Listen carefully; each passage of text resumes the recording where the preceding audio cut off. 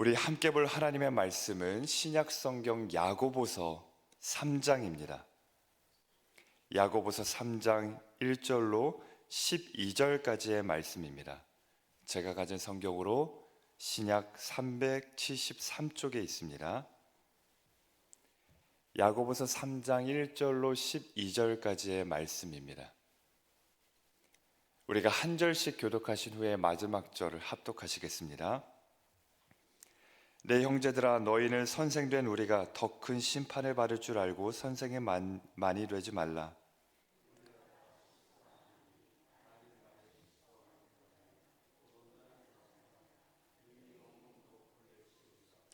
우리가 말들의 입에 재갈 물리는 것은 우리에게 순종하게 하려고 그 온몸을 제어하는 것이라.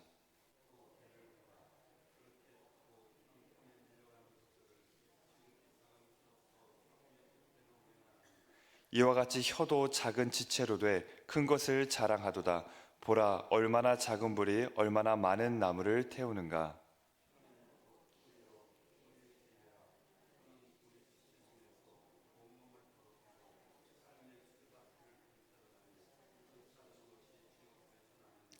여러 종류의 짐승과 새와 벌레와 바다의 생물은 다 사람의 길들일 수 있고 길들여 왔거니와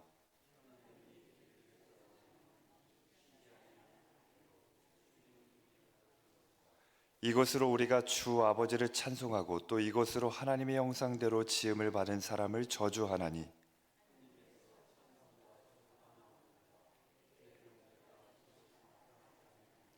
샘이 한 구멍으로 어찌 단물과 쓴물을 내겠느냐. 내 형제들아, 어찌 무화과 나무가 감람 열매를 포도나무가 무화과를 맺겠느냐. 이와 같이 짠물이 단물을 내지 못하느니라. 아멘. 우리가 잘 알고 있는 말이 있는데요, 이런 말이 있습니다. 칼로 베인 상처는 언젠간 아물지만 말로 베인 상처는 아물지 않는다라는 말이 있습니다.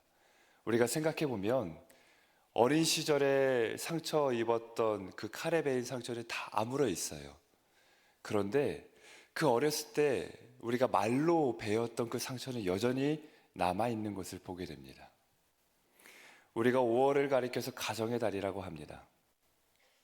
가정 안에서 우리가 의도하지 않더라도 흉기를 들 때가 있어요. 어떤 흉기를 들까요? 말이라는 흉기를 들 때가 있습니다. 원치 않아도, 의도하지 않아도 여전히 우리는 부족하기 때문에 사랑하는 가족을 향해서 그렇게 말로 베는 상처를 안겨줄 때가 있습니다.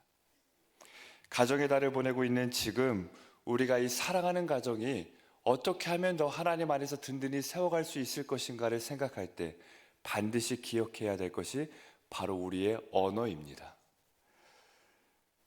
이 야고보는 초대교회의 지도자입니다. 그러니까 이 공동체라는 것이 어떻게 하면 건강하게 되고 어떻게 하면 분열되는지를 그 어떤 사도보다도 그 현장에서 아주 뼈저리게 실제적으로 경험했던 사도가 야고보입니다. 그래서 이 야고보서의 내용을 보면 공동체 안에 어떻게 하면 분열이 일어나는지 여러 가지 항목들을 적어놓고 있는데요, 그 중심에는 바로 통제되지 않는 혀가 만들어내는 결과들에 대해서 이야기하고 있습니다. 통제되지 않는 혀가 만들어내는 가장 큰 결과는 분열입니다. 분열.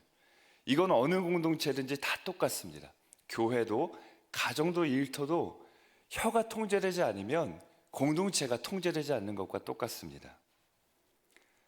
그래서 야고보는 이렇게 말씀하고 있는데요, 1장 26절에 보니까 누구든지 스스로 경건하다 생각하며 자기 혀를 재갈 물리지 아니하고 자기 마음을 속이면 이 사람의 경건은 헛것이라고 말씀합니다.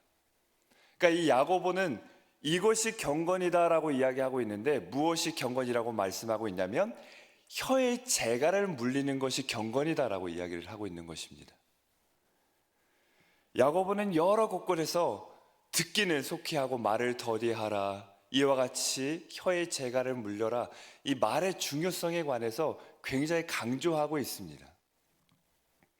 그래서 3장 4절에서 6절로 보면 이렇게 말씀하고 있는데요, 우리 한번 같이 보겠습니다. 우리 본문 말씀 3장 4절에서 6절 말씀 우리 합독하겠습니다.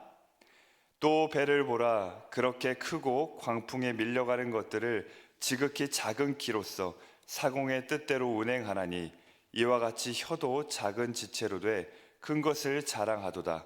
보라, 얼마나 작은 불이 얼마나 많은 나무를 태우는가. 혀는 곧 불이요 불의의 세계라. 혀는 우리 지체 중에서 온몸을 더럽히고 삶의 수레바퀴를 불사르나니 그 사르는 것이 지옥불에서 나느니라. 아멘. 지금 야고보는 어느 정도까지 강조하고 있냐면 혀는 작지만 그 결과는 결코 작지 않다는 것을 비유해서 말씀하고 있습니다. 우리가 인생을 한번 살펴보면요, 큰 것을 움직이는 건 언제나 작은 것이에요. 이 광풍을, 이 파도를 이겨내는 큰 배를 움직이는 건 아주 작은 키입니다. 그리고 우리가 다 오를 수 없는 큰 산을 태우는 것도 작은 담배꽁초 하나가 그 큰 산을 다 태워버리는 것입니다. 이와 같이 우리의 이 혀는 이 신체 중에서 굉장히 작습니다.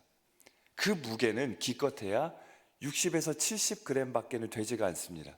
그런데 그 작은 게 우리의 삶 전체를 움직이는 것과 같다라고 말씀하고 있습니다.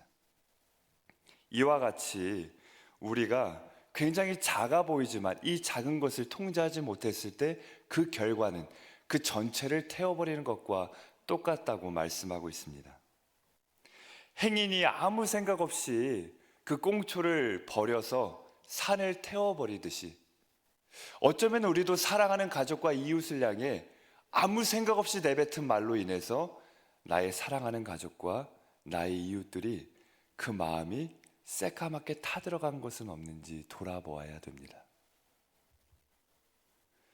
우리의 말 하나에 내 사랑하는 자녀가, 우리의 사랑하는 가족의 마음이 다 타버렸을 수 있어요. 그 작은 말 하나에 그렇게 상처 입었을 수 있습니다. 부모를 향해서도 우리가 얼마나 많은 말로 베면서 살아옵니까? 부부끼리도 그렇습니다. 나를 알아주는 마음에 진심으로 하지 않은 말이라 할지라도 진심이냐 아니냐는 중요하지 않습니다. 진심이 아닌 말이라고 해서 귀에 안 들리는 건 아니거든요. 그렇게 우리가 부모와 자녀가 또 부부끼리 그 이웃과 일터에서 그렇게 작은 이 혀로 인해서 아주 큰 상처를 안겨줄 때가 있습니다. 그러나 이것은 내가 부족해서만은 아닙니다. 왜냐하면 야고보는 이렇게 말씀하고 있기 때문입니다. 3장 7절에서 8절 말씀 보겠습니다. 야고보서 3장 7절에서 8절입니다. 함께 봅니다.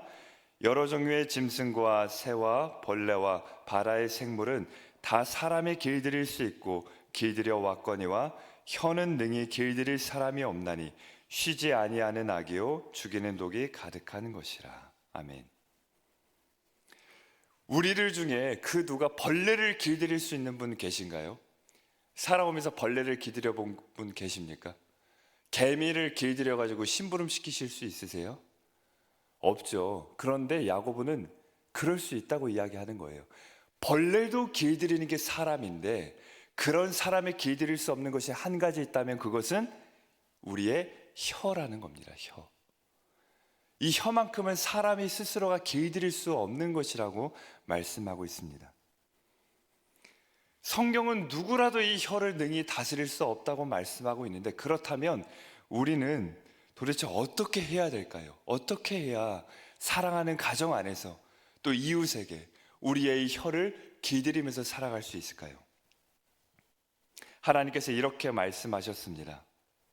보혜사 곧 아버지께서 내 이름으로 보내실 성령 그가 너희에게 모든 것을 가르치고 내가 너희에게 말한 모든 것을 생각나게 하리라 말씀하셨습니다. 야고보가 이 혀가 길들여질 수 없다는 걸 말한 후에 바로 이어서 말하는 것이 위로부터 주어지는 지혜가 필요하다라고 강조하고 있습니다. 이 땅에 있는 지혜가 아니라 위로부터 주어지는 지혜로 이 혀를 길들일 수 있는데 그 지혜는 바로 우리 성령님이십니다. 성령님은 진리의 영이세요. 지혜의 영이십니다. 우리 오순절날의 현장을 보면 성령님이 임재하시는 그 모습을 어떻게 묘사하고 있죠? 불의 혀처럼 각 사람에게 임하였다고 말씀하고 있습니다. 베드로를 보면요, 야고보서에서 지적하고 있는 것과 정말 똑같습니다. 우리의 혀는 참 이중적이에요. 사람의 입은 이중적입니다. 한 입에서 단물과 쓴물, 찬송과 저주가 나올 수 없는데 그럴 수 있는 게 사람의 입입니다. 베드로의 입을 보면 찬송과 저주가 그 한 사람의 입에서 나와요. 베드로가 예수님을 향해서 위대한 고백을 하죠. 주는 그리스도시요 살아계신 하나님의 아들이시니이다 찬송했던 그의 혀가 예수님께서 잡히시던 그 밤에는 나는 저 사람을 알지 못한다고 저주하는 혀가 됩니다. 그 한 입에서 이중성을 보이게 되는 거예요. 그게 우리이고 그게 베드로였습니다. 그런데 그런 베드로에게 불의 혀와 같은 성령님께서 임재하시자 어떤 놀라운 일이 벌어졌냐면 예수님을 부인했던 그 혀가 이제는 3,000명이 넘는 사람 앞에서 예수님이 바로 우리의 구원자라고 선포하는 입술로 변화되었다는 것입니다. 우리에게 성령님의 역사하심이 없다면 우리는 여전히 한 입으로 두말할 수밖에 없습니다. 사랑만 주고 싶지만 상처를 줄 수밖에 없는 거예요.